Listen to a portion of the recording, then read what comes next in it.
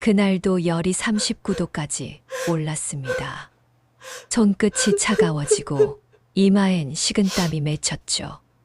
거실 바닥에 누웠어요. 천장이 자꾸 흔들렸습니다. 휴대폰을 집어들었어요. 화면의 불빛이 눈에 따가웠지만 혹시나 해서요. 누군가의 목소리를 듣고 싶었어요. 엄마라고 부르는 그 목소리요. 1시간을 기다렸습니다. 2시간을 기다렸습니다. 3시간을 기다렸습니다. 휴대폰 화면만 계속 들었다 놨다를 반복했어요. 하지만 아무도 없었습니다. 카톡도 없고 전화도 없고 그 누구의 목소리도 들리지 않았습니다. 그날 하루 전화 한 통 없었습니다. 그게 제일 무서웠습니다. 39도의 열보다도요. 이야기 시작 전에 구독 버튼 한번 눌러주시겠어요? 좋아요와 알림 설정은 우리 채널을 계속 이어가게 합니다. 딸은 회사가 바쁘다고 했어요. 엄마, 요즘 프로젝트가 터졌어. 밤을 새워가며 일하고 있어. 팀장님이 시킨 일이 이렇게 많은데 화장실 갈 틈도 없어. 그 말을 들으며 내 딸이 얼마나 지쳐 있는지 알 수 있었어요. 목소리에서 피로가 묻어났거든요. 그래서 나는 말했어요. 알았어. 일 열심히 해. 엄마는 괜찮아. 하지만 그 말을 하는 순간 나 자신을 안심시키고 있었던 것 같아요. 아들은 멀리 산다고 했어요. 엄마, 회사에서 새 프로젝트 시작했는데 일이 미쳤어. 요즘 밤 12시에 퇴근하는데 주말에도 출근해야 해. 아직도 끝날 게 안 보여. 아들의 목소리는 더 지쳐 있었어요. 진짜 한계까지 온 것 같은 그런 톤이었죠. 전화 너머로 들리는 배경음. 회사 소음이 그대로 전해졌어요. 밤 11시, 12시에도 여전히 사무실에 있다는 뜻이었어요. 나는 또 같은 말을 했어요. 그래, 바쁘지만 끼니는 거르지 마라. 밥 챙겨 먹어야 한다. 하지만 통화를 끊은 뒤 휴대폰을 든 손이 자꾸 떨렸어요. 내 아들이 이렇게까지 힘들어하고 있는데 내가 할 수 있는 게 뭐가 있을까? 그런 생각이 자꾸 들었거든요. 아이들을 키울 때는 어떻게 됐는지 아세요? 밤 2시 침대에서 뛰어나와 아이 등을 톡톡 두드려가며 열을 재고 새벽 4시 응급실 복도했어. 아이의 손을 잡고 밤을 샜던 저였어요. 딸이 어릴 때 학교에서 울음을 터뜨리며 전화하면 지금 어디든 지금 몇 시든 그곳으로 달려갔어요. 아들이 어릴 때는 손수 밥을 지어 보냈죠. 계란말이, 소시지 볶음, 미역국. 정성스레 한 번씩.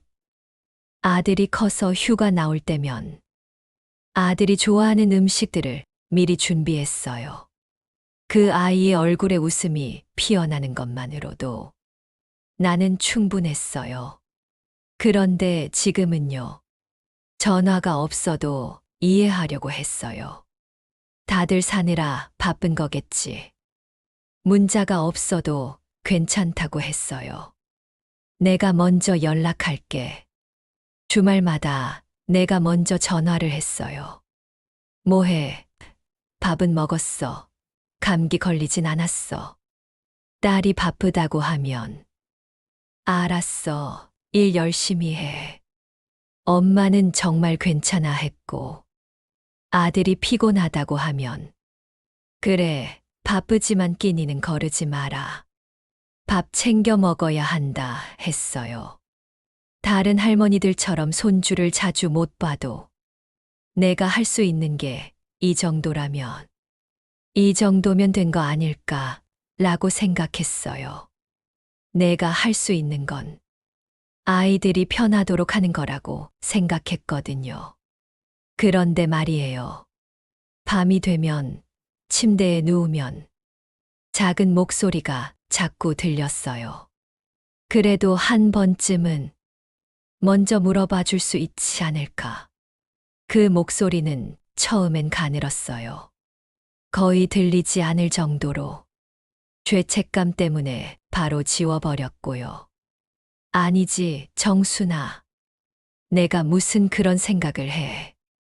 다들 자기 일 하는 건데 내가 약해지는 거야. 하지만 날이 갈수록 그 목소리는 자꾸 커져만 갔어요. 매일 밤 침대에 누우면 떠올랐어요. 딸의 목소리, 아들의 목소리. 엄마, 안녕? 그런 목소리를 갈망하기 시작했어요. 가슴팍이 누르듯 답답해지더라고요. 숨을 쉬어도 숨을 쉰 것 같지 않았어요. 전화벨이 울리면 심장이 철렁 내려앉고 손이 자꾸 떨렸어요. 혹시 아이들일까 싶어서요. 하지만 대부분 광고 전화였어요. 그럼 한참을 멍하니 휴대폰을 들었다 놨다를 반복했습니다. 왜 이래, 정순아. 다들 바쁜 거 아니니? 불평하지 마. 입술을 깨물며 자책했어요. 하지만 자책해도 가슴팍의 무거움은 풀리지 않았어요. 그렇게 시간이 흘렀어요. 며칠, 그리고 몇 주. 전화는 여전히 없었어요. 내가 먼저 했던 전화에도 엄마, 지금 바빠. 나중에 전화할게. 그런 답변만 돌아왔어요. 소화기를 내려놓는 순간 귀에는 뜨거운 바람이 스쳐가는 것 같았어요. 가슴 위 손가락들이 자꾸 파르르 떨렸어요. 그리고 나중에는 절대 오지 않았어요. 언제부턴가 나는 전화를 덜 했어요. 상처받고 싶지 않았거든요.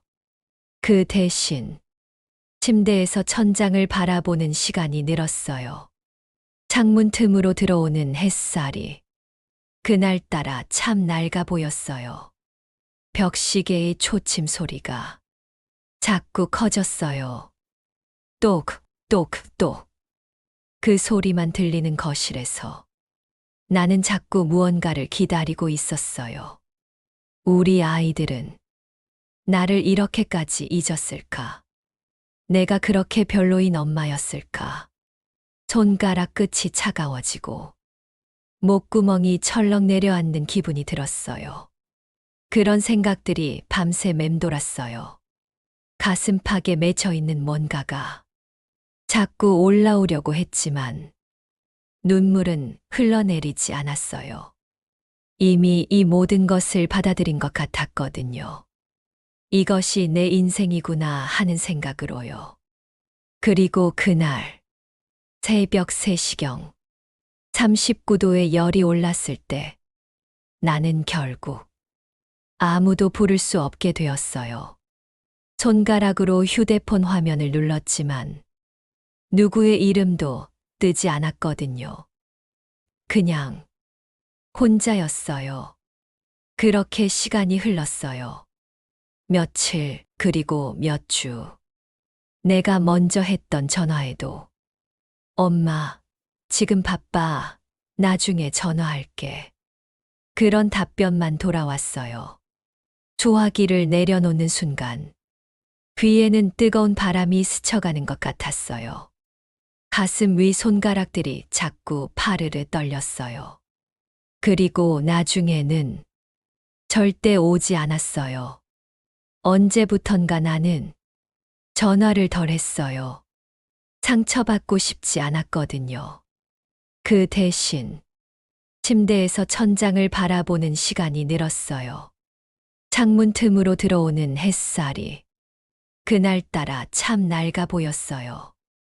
벽시계의 초침 소리가 자꾸 커졌어요. 똑, 똑, 똑. 그 소리만 들리는 거실에서 나는 자꾸 무언가를 기다리고 있었어요. 우리 아이들은 나를 이렇게까지 잊었을까? 내가 그렇게 별로인 엄마였을까? 손가락 끝이 차가워지고 목구멍이 철렁 내려앉는 기분이 들었어요. 그런 생각들이 밤새 맴돌았어요. 가슴팍에 맺혀 있는 뭔가가 자꾸 올라오려고 했지만 눈물은 흘러내리지 않았어요. 이미 이 모든 것을 받아들인 것 같았거든요. 이것이 내 인생이구나 하는 생각으로요. 그런데 어느 날부터 그 생각이 바뀌기 시작했어요.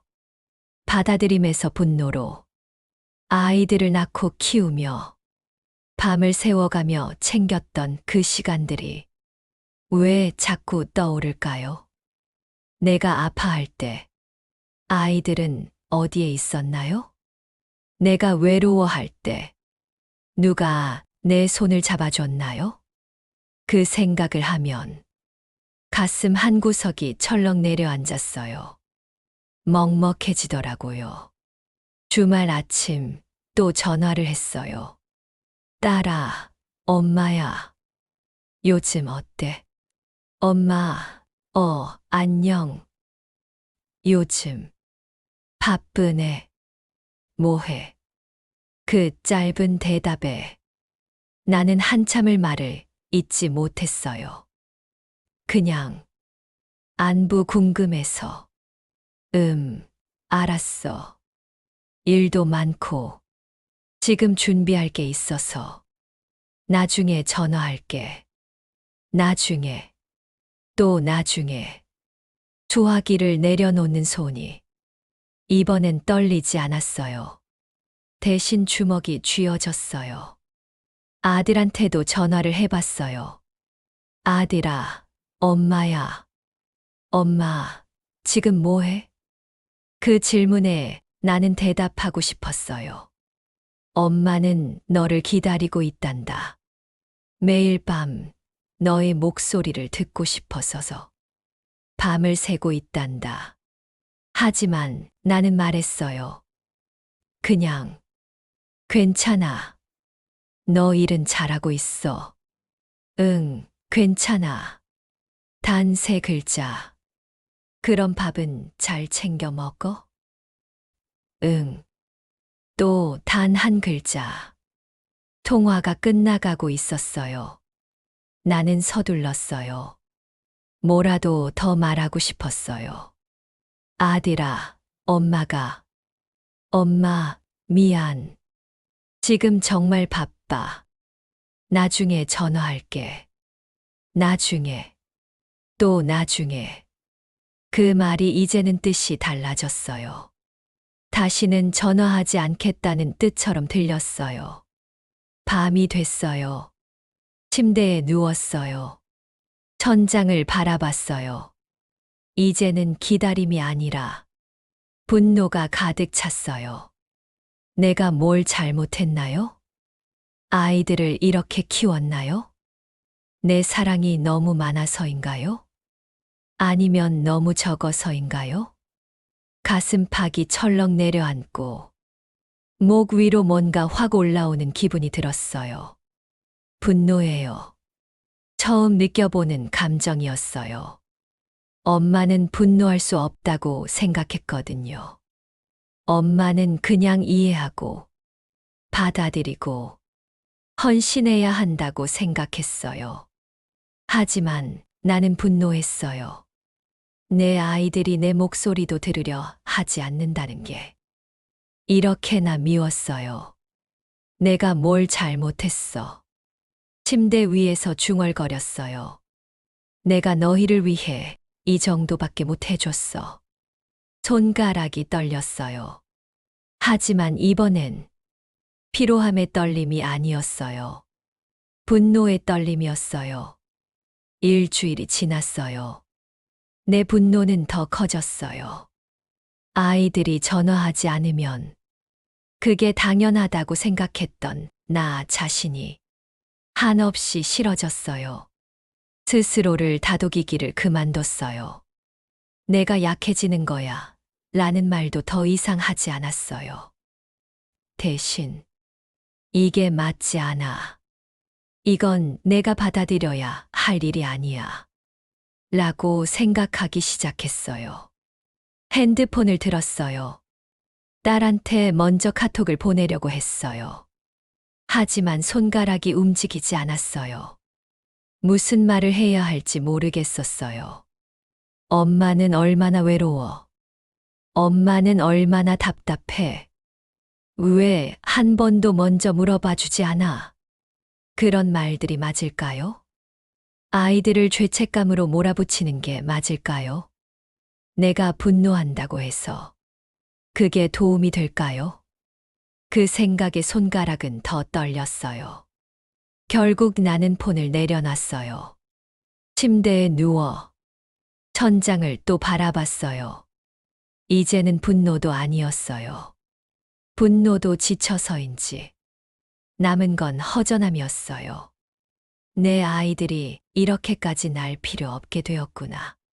그 생각이 가장 무서웠어요. 그렇게 며칠이 더 지났어요. 전화는 여전히 없었어요. 이제는 내가 전화를 거는 것도 멈췄어요. 핸드폰을 들었다 놨다 하는 습관마저 사라져 버렸어요.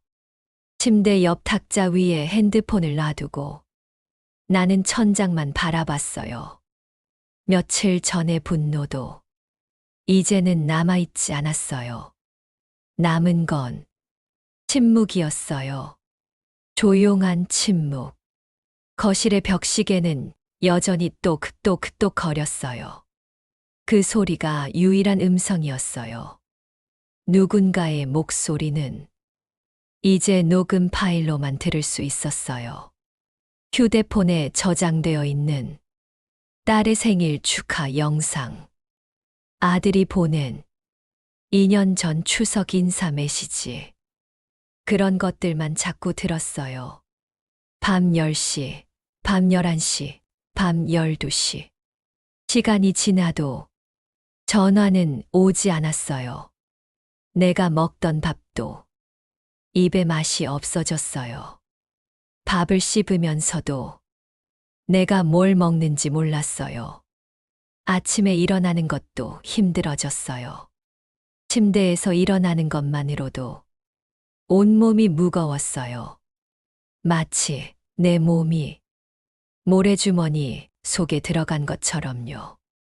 하루하루가 길어졌어요. 밤은 더 길었어요. 침대에 누우면 천장의 그림자들이 자꾸 움직이는 것 같았어요. 그림자들이 나를 비우는 것처럼 느껴졌어요. 봤지? 이 여자는 자식한테도 필요 없어. 그런 목소리가 들리는 것 같았어요. 그건 그림자의 목소리가 아니라 내 목소리였어요. 나 자신을 비난하는 목소리. 내가 뭔가 부족했나? 내가 뭘 잘못했나? 그 물음에 대한 답은 자꾸만 부정적이었어요. 어느 날 오후였어요. 거울에 내 얼굴을 봤어요. 낡아 빠진 얼굴이었어요. 주름이 이렇게 많았나? 눈 밑의 검은 자국은 뭔가요? 내 눈동자는 이렇게 흐릿했나요? 나는 한참을 거울 앞에 섰어요. 이게 나야? 중얼거렸어요. 마치 남의 일처럼 나 자신을 바라봤어요. 냉장고에 며칠 전 사온 음식이 있었어요. 유통기한이 지났는지 냄새를 맡아봤어요. 좀 이상했어요. 하지만 버리지 않고 데워 먹었어요. 뭘 먹어도 상관없었거든요. 배를 채우는 것이 목표였어요. 맛을 느끼는 건 이제 중요하지 않았어요. 시간은 계속 흘렀어요. 밤이 또 찾아왔어요. 침대 위에 나는 움직임을 잃어버렸어요. 마치 돌이 되어가는 것 같았어요. 감정도, 생각도, 희망도 모두 돌처럼 딱딱해져 갔어요. 어느 날 밤, 창밖을 봤어요. 달이 떠 있었어요. 그 달이 나를 보고 있는 것 같았어요. 넌 왜 혼자야? 달이 물었어요. 왜 아무도 네 옆에 없어? 나는 대답하지 않았어요. 대답할 말이 없었거든요. 아니, 대답할 힘이 없었어요. 전화를 할 생각도 못 했어요. 아이들을 원망할 생각도 못 했어요. 남은 건 무의미함이었어요.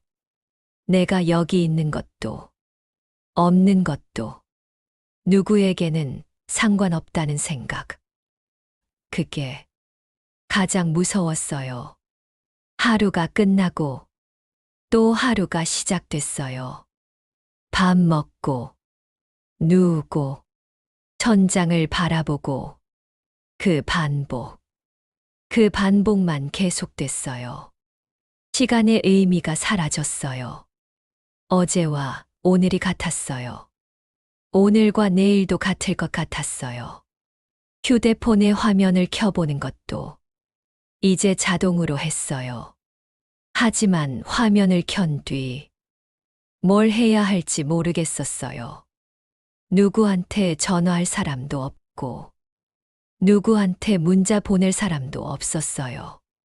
휴대폰은 단지 시간을 보여주는 기계일 뿐이었어요. 밤 2시. 나는 또 깼어요. 잠을 자도, 깨어나도 모두 같았어요. 침대 옆 탁자 위에 약병들을 봤어요. 혈압약, 당뇨약, 소화제. 약들이 가득했어요. 나는 약을 마셨어요. 물을 마시고 누웠어요. 다시 천장을 바라봤어요. 그리고 또 기다렸어요. 누구를 기다렸는지도 모르겠었어요. 뭘 기다렸는지도 모르겠었어요. 그냥 기다렸어요. 그렇게 고립된 밤들이 이어졌어요. 그렇게 고립된 날들이 계속됐어요. 밤 3시가 되면 나는 또 깨어났어요. 약을 먹고 누웠어요. 그러던 어느 날 오전, 현관 앞에서 소리가 났어요. 똑, 똑, 똑. 낮은 노킹음이었어요. 처음엔 누구인지 몰랐어요. 나가 누군가를 기다리고 있는 사람이 아니었거든요. 문을 열었어요. 옆집 할머니였어요. 어머니, 괜찮으세요? 요 며칠 얼굴이 안 보여서요. 그 한마디에 뭔가 확 내려앉는 기분이 들었어요. 누군가가 나를 본 거야? 누군가가 내가 없다는 걸 알아챈 거야? 나는 대답했어요. 아, 그냥 좀 감기 기운이 있어서. 거짓말이었어요. 하지만 옆집 할머니는 알고 있었던 것 같아요. 어머니, 얼굴색이 안 좋으세요. 밥은 드셨어요?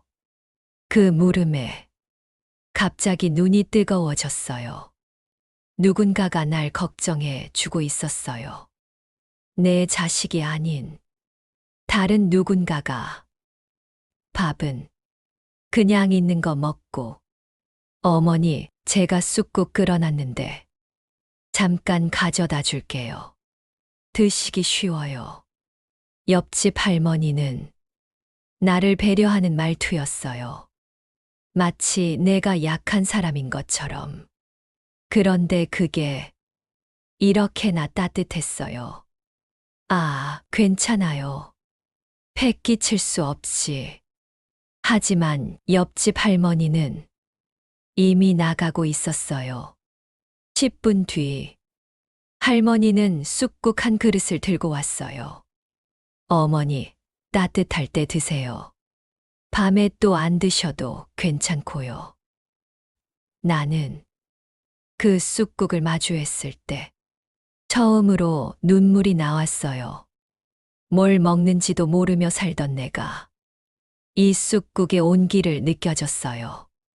국물이 입에 닿으면서 맛이 났어요. 쑥의 향이 코에 들어왔어요. 손으로 숟가락을 들고 국물을 한 술 떠먹었어요. 그 한 술에 내 입 안 모든 감각이 깨어났어요. 아, 나는 한참을 말을 못했어요. 감정이 북받쳤거든요. 누군가의 손으로 끓인 음식. 그게 이렇게나 소중한 거였구나. 내 딸이, 내 아들이 이 감각을 모를까? 이 온기를 모를까? 그런 생각이 자꾸 들었어요. 하지만 지금은 그래도 괜찮았어요. 누군가의 손길이 닿아 있다는 게 이렇게나 다행이었거든요. 옆집 할머니는 나가기 전에 말했어요. 어머니, 저도 혼자거든요. 우리 자식들은 다 멀리 있어요. 하지만 괜찮아요. 우리 서로 있잖아요. 그 말이 깊게 박혔어요. 우리 서로 있잖아요. 혼자가 아니었어요. 이 집 근처에 같은 고독을 가진 누군가가 있었어요. 옆집 할머니는 자신도 혼자라고 했어요. 자식들이 다 멀리 있다고 했어요. 하지만 그 할머니는 내게 쑥국을 끓여주고 내가 없다는 걸 알아차리고 문을 두드렸어요. 반대로 나는 옆집에 그런 할머니가 있다는 걸 이제야 알았어요. 혹은 알려고 하지 않았을 수도 있어요. 내 아이들에 매여 있던 마음이 다른 누군가를 볼 여유를 주지 않았을 수도 있어요. 다음 날 오전, 나는 밥을 지었어요. 달걀말이를 좀 만들고 미역국도 끓였어요. 옆집 할머니한테 가져다 줄 것들이었어요. 문을 두드렸어요. 옆집 할머니가 문을 열었어요. 어머니, 뭘? 할머니, 제가 쑥국 주셔서 고맙고 이것도 드세요. 할머니는 내가 가져간 밥을 받으며 말했어요. 어머니, 얼굴이 훨씬 좋아지셨네요. 정말 그런지 나도 모르겠었어요. 하지만 할머니의 말 한마디에 내 얼굴에 자꾸 힘이 들어갔어요. 마치 내가 살아있다는 걸 증명하듯이. 그날부터 일상이 조금 달라졌어요. 침대에서 일어날 때의 무거움이 조금은 가벼워졌어요. 밥을 먹을 때 맛을 느끼기 시작했어요. 거울에 비친 내 얼굴도 조금은 덜 낡아 보였어요. 옆집 할머니와 우리는 자주 만났어요. 오후 3시쯤이면 할머니는 내 집 앞에 나타났어요. 어머니, 산책할까요? 그 말 한마디가 내 하루를 의미 있게 만들었어요. 산책을 하며 할머니와 여러 이야기를 나눴어요. 할머니는 언제부터 혼자였어? 에이, 벌써 오래됐어. 남편 돌아가신 지 5년. 자식들은 바빠서 거의 안 봐. 그래도 혼자 아니라고 하셨어요. 마치 어머니가 있으니까. 그 말이 이렇게나 힘이 됐어요. 누군가의 존재가 날 살리고 있었어요. 그리고 나도 그 누군가를 살리고 있었어요. 서로가 서로에게 필요한 사람이 되어 있었어요. 밤이 와도 이제는 무섭지 않았어요. 왜냐하면 내일은 할머니를 만날 거고 그 다음 날도 할머니를 만날 거니까요. 내 자식들은 날 필요로 하지 않을지 몰라요. 하지만 누군가는 날 필요로 했어요. 그리고 나도 누군가를 필요로 했어요. 그것으로 충분했어요. 휴대폰은 더 이상 그렇게 중요하지 않았어요. 할머니와의 만남이 더 귀했어요. 할머니와 나눈 말 한마디가 더 소중했어요. 혼자라고 생각했던 나.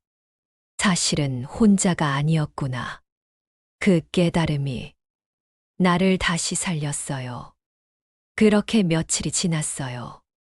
할머니와의 만남이 일상이 되어가고 있었어요. 오후 3시면 할머니가 나타나고 우리는 산책을 다녔어요. 밥도 함께 먹고 차도 함께 마셨어요. 그러던 어느 날 오후 할머니가 오지 않았어요. 3시가 지났어요. 4시가 됐어요. 나는 계속 바깥을 봤어요. 할머니가 나타날 때까지 5시가 됐어요. 뭐 하신 거야, 할머니? 중얼거렸어요. 혹시 몸이 안 좋으신 건 아닐까?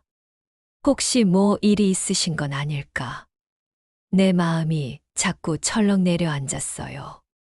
밤 6시. 나는 옆집 앞으로 나갔어요. 할머니 집에서 불이 켜져 있었어요. 할머니가 있으신 것 같았어요. 그런데 왜 안 오신 거야? 나는 옆집 문을 두드렸어요. 똑, 똑, 똑. 반응이 없었어요.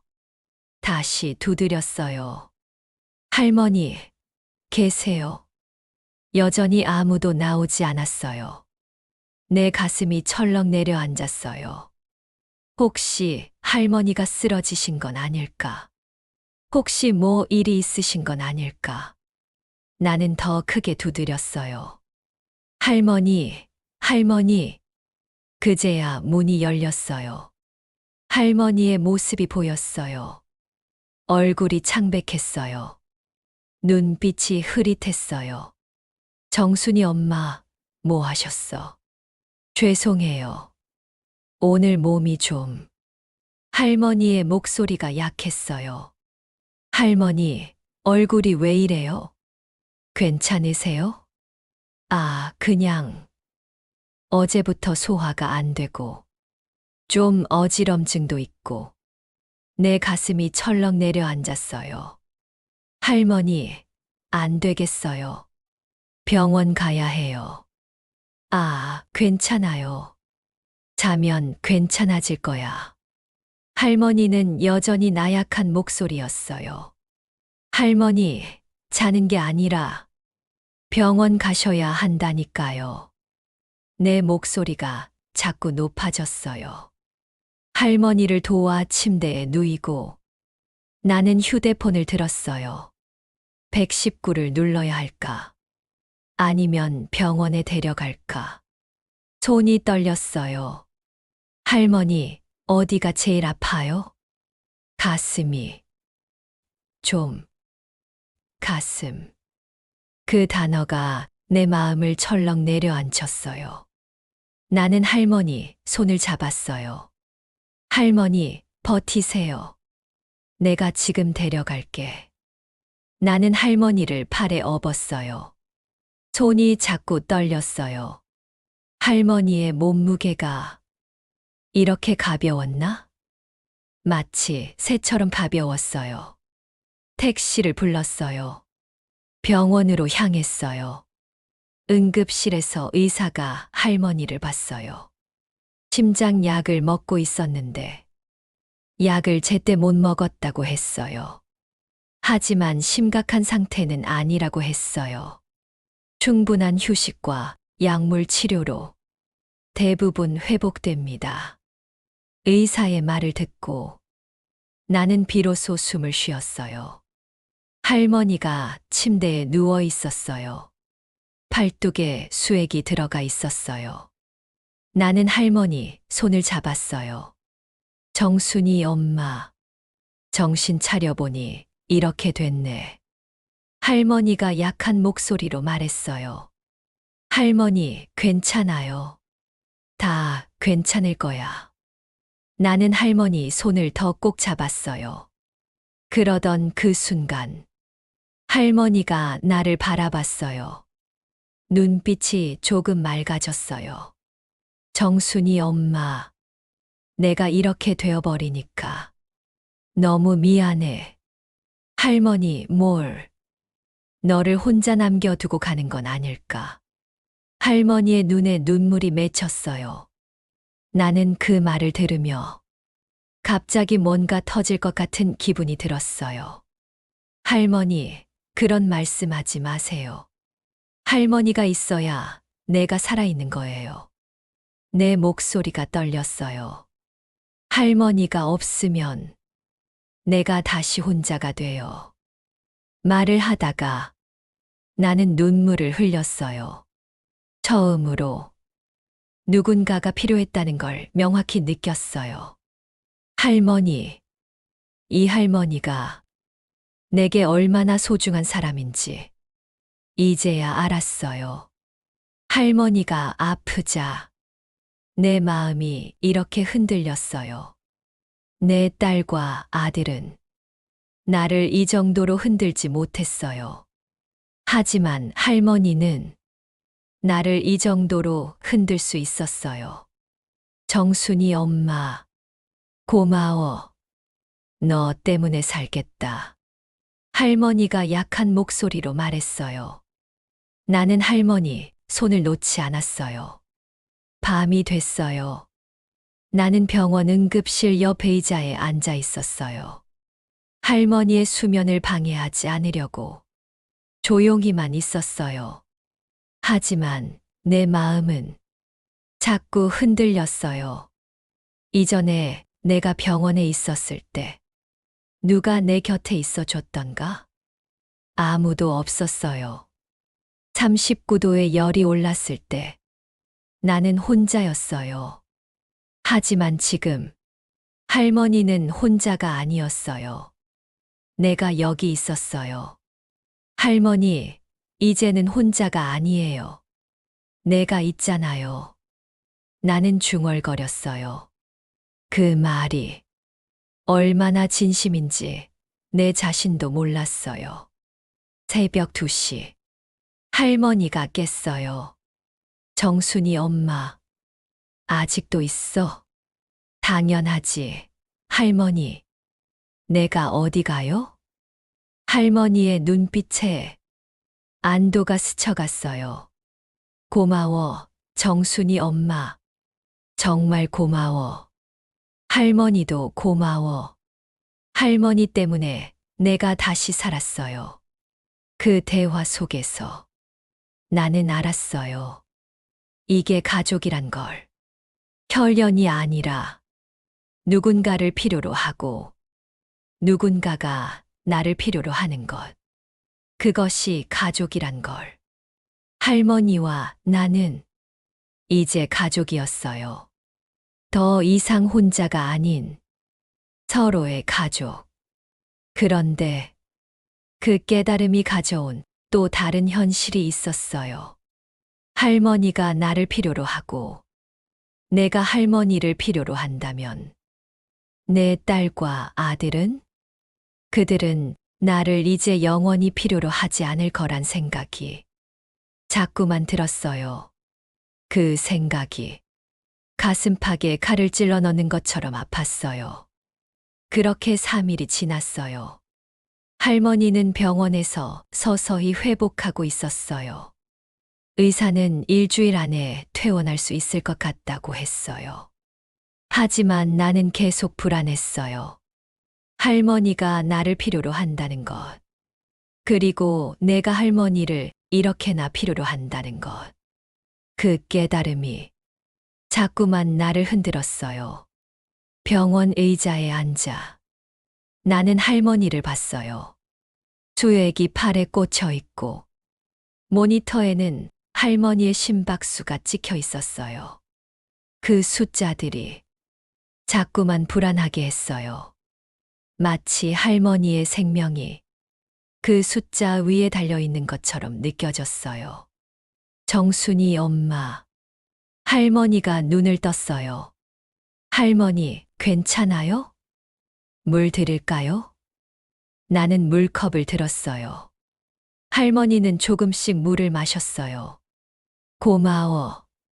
그 두 글자가 내 가슴을 철렁 내려앉혔어요. 이 할머니가 없으면 내가 어떻게 살지? 밤 9시. 나는 병원 복도에 나갔어요. 휴대폰을 들었어요. 딸에게 전화를 하려고 했어요. 하지만 손가락이 움직이지 않았어요. 뭐라고 말해야 할까? 딸아, 엄마가 옆집 할머니가 없으면 못 살겠어. 그런 말을 할 수 있을까? 아니다. 내 딸은 엄마가 옆집 할머니와 이렇게 가까워졌다는 것도 모를 거야. 왜냐하면 딸은 엄마에게 관심이 없었거든. 내가 혼자 있었을 때 딸은 바빠라고만 했어. 내가 외로워할 때 딸은 나중에 전화할게 라고만 했어. 그런데 지금 할머니를 잃을까봐 이렇게 두려워하는 나를 보면 내 딸은 뭐라고 생각할까? 엄마가 우리 대신 다른 할머니한테 의존하고 있네? 그런 생각이 들 것 같았어요. 휴대폰을 내려놨어요. 복도 끝에 벤치에 앉았어요. 한밤중에 병원은 너무 조용했어요. 산소 마스크 소리, 모니터의 비프음, 그 소리들만 들렸어요. 이게 내 인생인가? 이게 내가 살아갈 방식인가? 내 자식들을 기다리다가 갑자기 나타난 할머니에게 의존하다가 할머니가 아프면 죽을 것 같고 또 혹시 할머니가 나를 떠나면 나는 또 혼자가 될 거겠지. 그 생각이 가슴팍을 철렁 내려앉혔어요. 아침이 왔어요. 나는 거울 앞에 섰어요. 거울 속에 내 얼굴은 또 낡아 보였어요. 눈 밑에 검은 자국, 피로로 물든 얼굴. 이게 나야? 중얼거렸어요.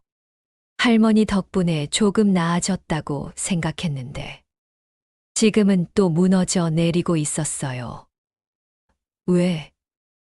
왜 나는 계속 누군가를 찾아야 하나? 왜 나는 계속 누군가에게 의존해야 하나? 왜 나는 혼자 설 수 없나? 그 물음들이 자꾸만 맴돌았어요. 병원에 돌아왔어요. 할머니는 깨어 있었어요. 정순이 엄마, 밤새 잘 쉬었어? 할머니가 물었어요. 나는 웃음을 지었어요. 거짓 웃음이었어요. 네, 할머니. 괜찮아요. 할머니는 내 거짓을 알아챘을까? 할머니의 눈빛이 조금 흐려졌어요. 정순이 엄마, 내가 너한테 짐이 돼가고 있는 건 아니지. 그 물음에 나는 대답할 수 없었어요. 왜냐하면 그것이 내가 가장 두려워하던 질문이었거든요. 할머니가 나를 위로해 주려고 오히려 물었던 질문이었거든요. 할머니, 그런 말씀하지 마세요. 하지만 내 목소리는 확신이 없었어요. 할머니는 눈을 감았어요. 내가 언제쯤 퇴원할 수 있을까? 그 질문이 내 가슴을 철렁 내려앉혔어요. 할머니가 퇴원하면 우리의 일상은 어떻게 될까? 할머니가 완전히 회복되면 할머니는 또 예전처럼 내게 올까? 아니면 이번 일로 인해 할머니가 나를 피할까? 그런 생각들이 자꾸만 드는 거야. 할머니, 아직은 쉬셔야 해요. 나는 말했어요. 하지만 내 마음은 이미 다음을 생각하고 있었어요. 할머니가 없는 내 모습을, 다시 혼자인 내 모습을. 의사가 병실에 들어왔어요. 회복이 잘 되고 있습니다. 앞으로 3일 정도면 퇴원 가능할 것 같습니다. 3일, 72시간.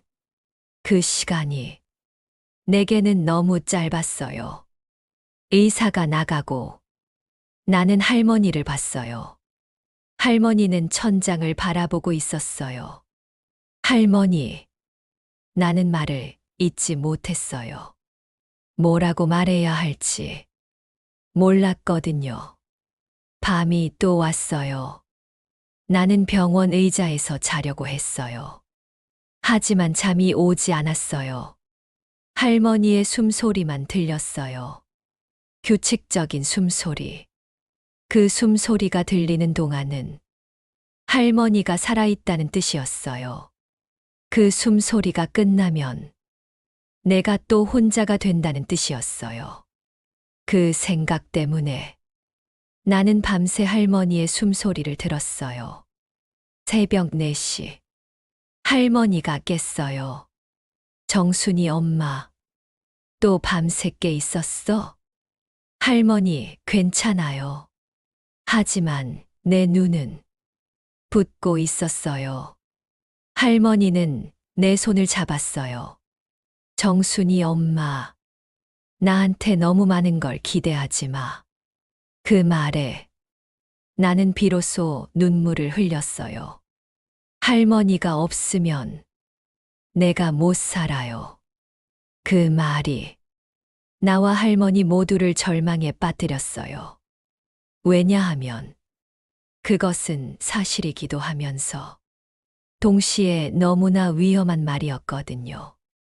누군가에게만 의존하는 삶. 그것이 얼마나 위험한지 우리 모두 알고 있었어요. 할머니의 손이 점점 차가워졌어요. 아니, 차가워지는 게 아니라 내가 할머니의 손을 더 세게 쥐고 있었던 것 같아요. 할머니, 미안해요. 나는 중얼거렸어요. 할머니 때문에 살게 되었는데, 이제 할머니가 없으면 못 산다니. 내가 이렇게 약한 사람이었나? 할머니는 아무 말도 하지 않았어요. 단지 내 손을 잡고 있을 뿐이었어요. 그리고 그 침묵 속에서 나는 알았어요. 이것이 절망이란 걸. 구원받은 줄 알았던 나는 또 다른 교도소에 갇혀 있었다는 걸. 할머니라는 이름의 교도소 속에. 그렇게 3일이 더 지났어요. 할머니는 퇴원 날을 맞이했어요. 의사는 집에서 안정적으로 쉬면 완전히 회복될 거라고 했어요. 하지만 나는 움직일 수 없었어요. 절망의 무게가 내 두 발을 묶고 있었거든요. 할머니가 퇴원 준비를 하고 있었어요. 입원했을 때 입던 옷을 갈아입고 짐을 챙기고 있었어요. 나는 할머니 옆에만 섰어요. 아무 말도 하지 못했어요. 정순이 엄마, 이제 집에 가자. 할머니가 말했어요. 하지만 나는 그 말이 자꾸 다르게 들렸어요. 마치 할머니가 이제 안녕이라고 말하는 것처럼요. 할머니, 우리 계속 함께 할 거죠? 나는 물었어요. 그 물음은 너무 약했어요. 너무 간절했어요. 정순이 엄마, 당연하지. 우리 계속 함께 하자. 할머니가 말했어요. 하지만 할머니의 눈빛에는 뭔가 다른 게 있었어요. 마치 할머니가 뭔가 결정한 것 같은 그런 눈빛이었어요. 택시를 탔어요. 집으로 가는 길. 창밖의 풍경이 자꾸 흔들렸어요. 아니, 흔들리는 게 아니라 내 눈이 자꾸 흐려졌어요. 할머니 옆에서 나는 할머니의 손을 놓지 않았어요. 마치 할머니가 사라질까봐 집에 도착했어요. 할머니는 침대에 누웠어요. 의사는 2주 정도는 안정이 필요하다고 했어요. 2주, 14일. 그 시간이 나에게는 너무 소중했어요. 동시에 너무 두려웠어요. 14일이 지나면 할머니는 또 평소대로 살 거고, 내가 할머니를 이렇게 잡아두지는 못할 거고, 결국 내 손에서 할머니는 서서히 멀어져 갈 거라는 생각이 들었거든요. 밤이 됐어요. 나는 할머니 침대 옆에 의자를 놓고 앉았어요. 할머니가 자는 동안도 나는 할머니를 봤어요. 할머니의 얼굴, 할머니의 숨소리, 할머니의 손, 모든 것을 기억해야 할 것 같았어요. 마치 할머니를 더 이상 보지 못할 날이 올 것처럼요. 새벽 3시. 할머니가 깼어요. 정순이 엄마, 또 밤새 깨 있어? 할머니, 괜찮아요. 정순이 엄마, 나한테 다 말해. 할머니가 명령하듯 말했어요. 나는 대답할 수 없었어요. 눈물이 자꾸 나왔거든요. 할머니가 일어나 앉으려고 했어요. 할머니, 누우세요. 나는 할머니를 누였어요. 정순이 엄마, 뭐가 이렇게 심해? 할머니가 물었어요. 그 물음에 나는 터져버렸어요. 할머니, 미안해요. 내가 너무 약해서 미안해요. 할머니가 없으면 못 산다고 말씀드려서 미안해요. 할머니가 그 말 때문에 자책하는 거 내가 알고 있었어요. 하지만 내가 할 수 없었어요. 진실을 말하는 것 말고는요. 할머니는 나를 말없이 바라봤어요. 정순이 엄마, 너 지금 뭔 소리야? 할머니, 제가 정말 혼자 못 살아요. 아이들도 안 챙기고. 할머니가 없으면 제 자신이 뭔지도 모르겠어요. 존재의 의미가 없어요. 나는 울면서 말했어요. 할머니는 내 손을 잡았어요. 그리고 천천히 말했어요. 정순이 엄마, 들어봐.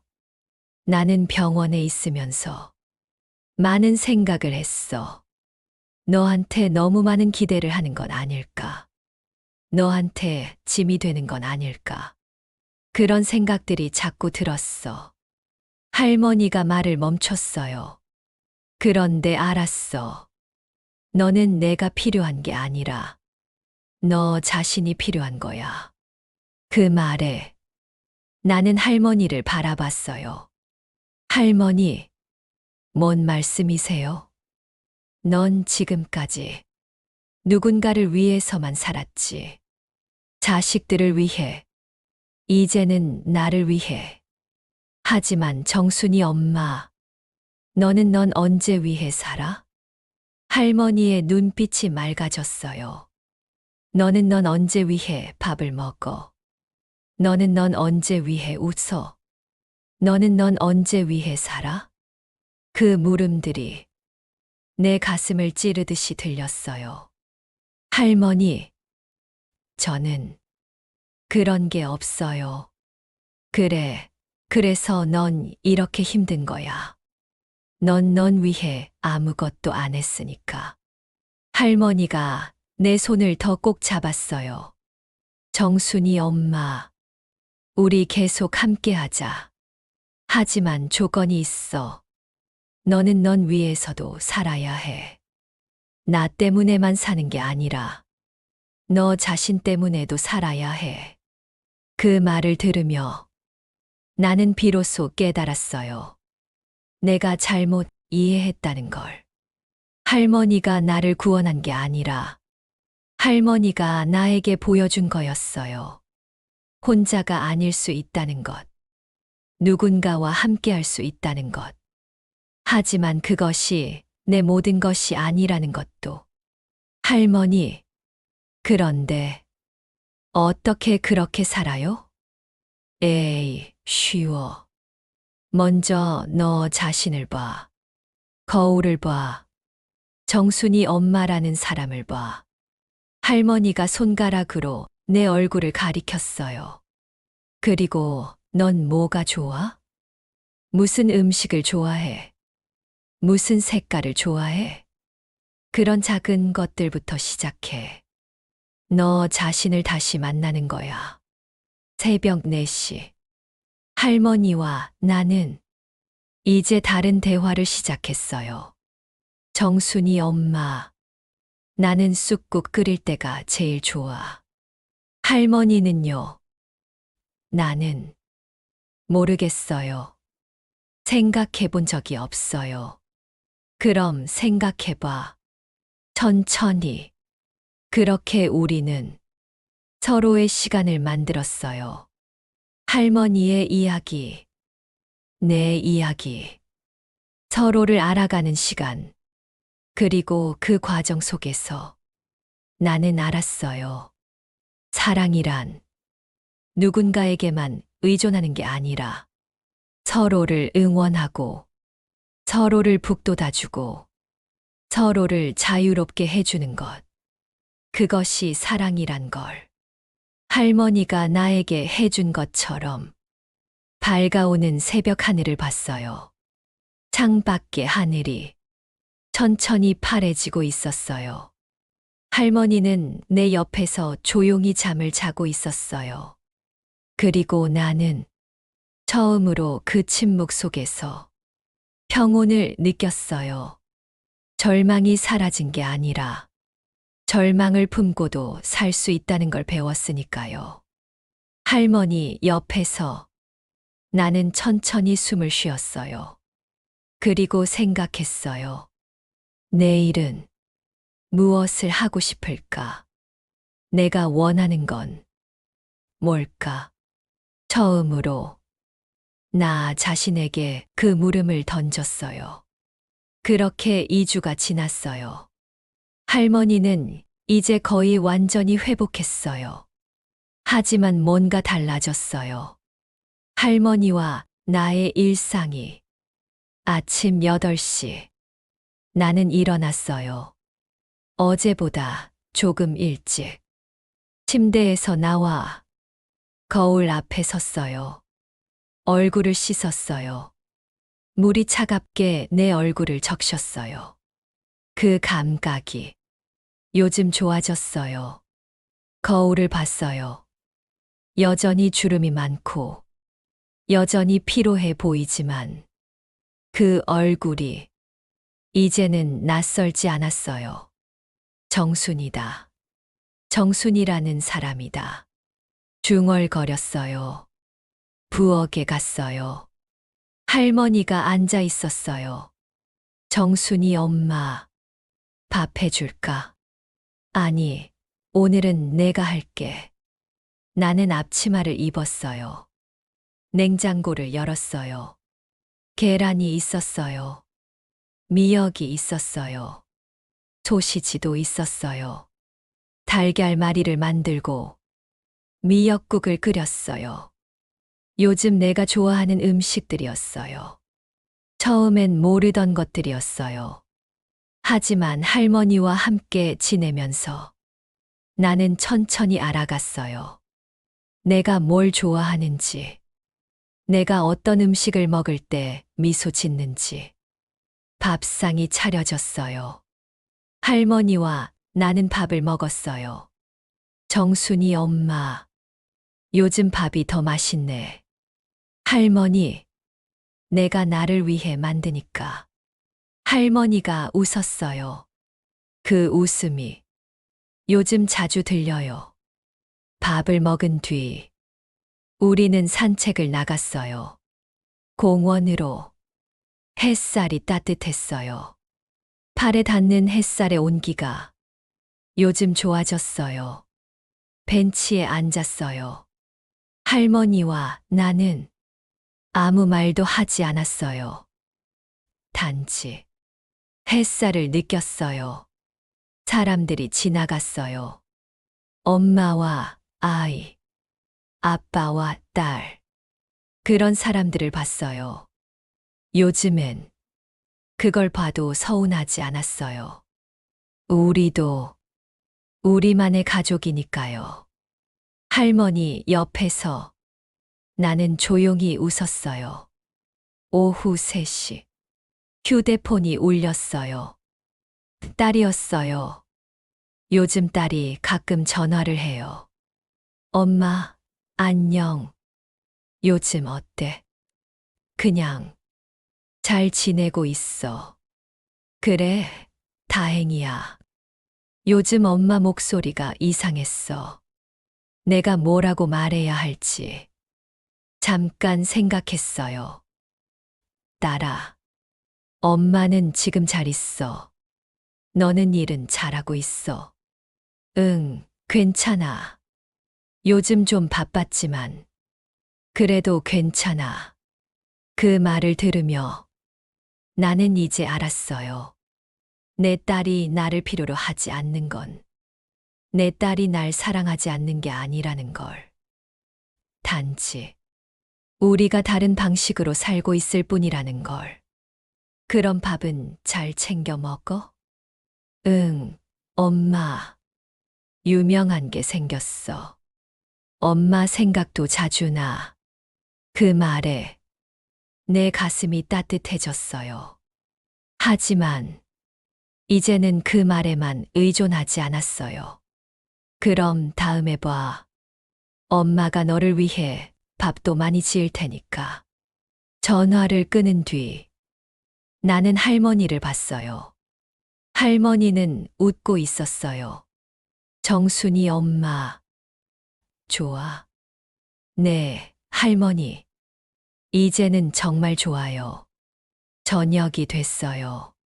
나는 드라마를 봤어요. 요즘 내가 좋아하는 드라마였어요. 할머니는 옆에서 뜨개질을 했어요. 할머니가 뜨개질을 좋아한다는 걸 요즘 알았어요. 우리는 말을 하지 않았어요. 단지 함께 시간을 보냈어요. 그 침묵이 요즘 가장 편했어요. 밤 10시. 나는 침대에 누웠어요. 할머니는 옆방에서 자고 있었어요. 천장을 바라봤어요. 요즘엔 천장을 바라볼 때 두렵지 않았어요. 내일도 있고, 내일을 함께할 할머니가 있고, 내일을 위해 나 자신을 챙길 수 있으니까요. 밤 3시. 또 깼어요. 하지만 이번엔 39도의 열이 올라 있었어요. 손에 닿는 이마가 뜨거웠어요. 나는 침대에서 일어났어요. 약을 꺼냈어요. 물을 마셨어요. 그리고 다시 누웠어요. 이번엔 혼자가 아니었어요. 할머니에게 전화를 할 수도 있었어요. 하지만 나는 전화를 하지 않았어요. 왜냐하면 내가 할 수 있었으니까요. 약을 먹고 물을 마시는 것, 나 자신을 챙기는 것. 39도의 열이 났을 때 나는 이제 알았어요. 병보다 무서운 건 정말 무관심이 아니라는 걸.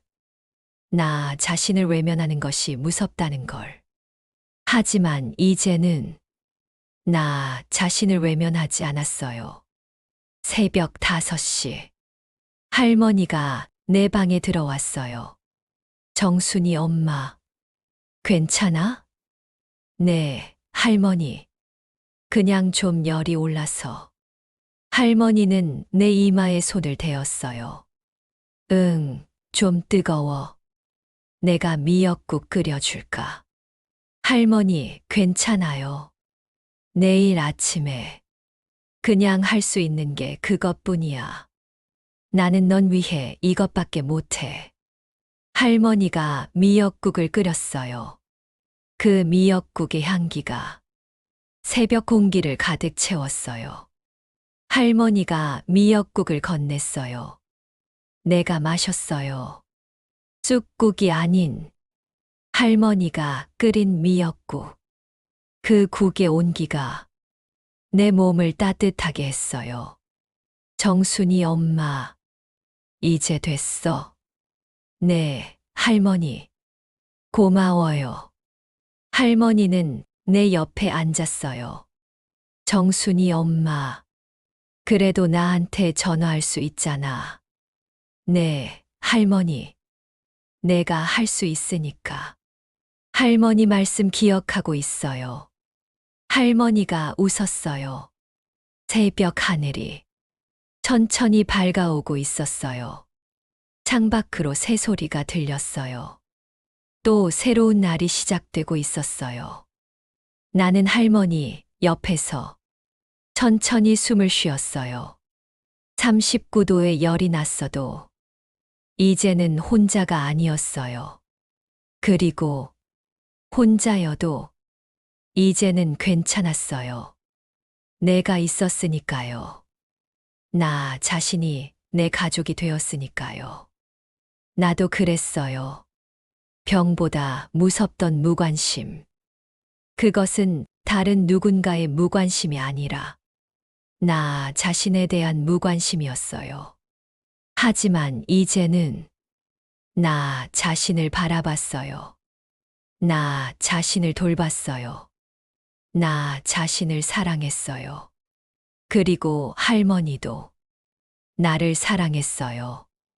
딸도 아들도 나를 사랑하고 있었어요. 단지 표현이 다를 뿐이었어요. 이제 알아요. 우리는 서로를 필요로 하는 방식이 다를 뿐 서로를 사랑하고 있었다는 걸. 39도 열이 나도 전화 한 통이 없어도 이제는 괜찮아요. 왜냐하면 내가 있으니까요. 나도 그랬어요. 혼자라고 생각했던 밤들. 그 밤들도 사실은 혼자가 아니었어요. 내가 있었으니까요.